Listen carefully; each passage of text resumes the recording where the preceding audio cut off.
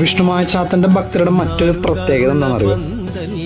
ചാത്തന്റെ കാര്യങ്ങളുണ്ടല്ലോ, അത് ഒരു നേരം വിളക്ക് വെക്കുന്നതാണെങ്കിലും 2 നേരം വിളക്ക് വെക്കുന്നതാണെങ്കിലും അവർ ആ ഒരു കാര്യം കഴിഞ്ഞിട്ടേ ഉണ്ടാവുള്ളൂ ബാക്കിയുള്ള എല്ലാ കാര്യങ്ങളും.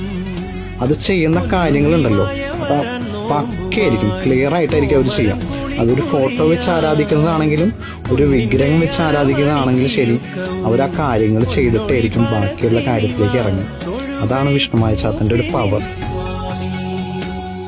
നാലുകാലുള്ള പന്തൽ താഴെ കത്തുന്ന നിലവിളക്കും, പീഠത്തിൽ കുറുവടിയും ചേലിൽ പൊന്നുടയാടകളും, പൊന്നുണ്ണിമായ വരാൻ നോമ്പുമായി കോമരം കുളിക്കുറിയായി, പൊന്നിന്റെ അരമണിക്കിലുക്കവും പൊന്നൊളി പരത്തി നിവ